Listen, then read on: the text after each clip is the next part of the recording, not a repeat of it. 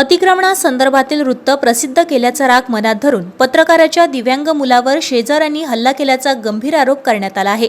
या प्रकरणात सुरुवातीला गुन्हा दाखल न झाल्याने पत्रकार तथा वाघनख वृत्तपत्राचे संपादक नितीन रामभाऊ मुळे यांनी पोलीस आयुक्तांकडे लेखी तक्रार सादर केली होती। तक्रारीनुसार 15 जून 2026 रोजी जिल्हा पत्रकार संघाच्या पत्रकार परिषदेला उपस्थित असताना नितीन मुळे यांना त्यांच्या पत्नीचा फोन आला। यावेळी त्यांचा दिव्यांग मुलगा सार्थक नितीन मुळे याच्यावर शेजारील व्यक्तींनी हल्ला केल्याची माहिती मिळाली।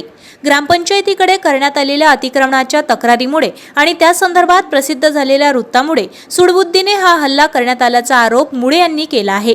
हल्ल्यादरम्यान आरोपींनी सार्थकच्या दिव्यांगत्वाची चेष्टा केली, त्याच्या श्रवण दोषाबाबत अपमानास्पद वक्तव्य केली आणि कानाची शस्त्रक्रिया झाल्याचे माहीत असूनही त्याच कानावर मारहाण केल्याचा आरोप तक्रारीत करण्यात आला आहे। घटनेनंतर सार्थक याला वैद्यकीय तपासणीसाठी पाठविण्यात आले। पुढील उपचारासाठी त्याला जिल्हा सामान्य रुग्णालय नागपूर येथे हलविण्यात आले आहे। घटनेनंतर 24 तासाहूनही अधिक काळ उलटूनही गुन्हा दाखल न झाल्याचा आरोप करत मुळे यांनी पोलीस आयुक्तांकडे हस्तक्षेपाची मागणी केली आहे।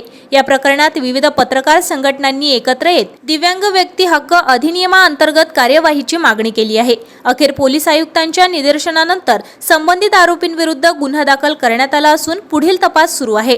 दरम्यान अतिक्रमणासंदर्भातील तक्रारीवर अद्याप कोणतीही कारवाई झालेली नसल्याचे नितीन मुळे यांनी सांगितले आहे। पत्रकाराच्या दिव्यांग मुलावर झालेल्या हल्ल्यामुळे शहरातील पत्रकार संघटनांमध्ये संतापाची लाट पसरली आहे। आपल्या शहरातील ताज्या घडामोडी व बातम्या बघण्यासाठी नंबर 1 न्यूज चॅनल अमरावतीला सबस्क्राइब करा, लाईक करा आणि शेअर करा। संपर्क करा संपादक नितीन पाटील मुळे। संपर्क क्रमांक 9921589663।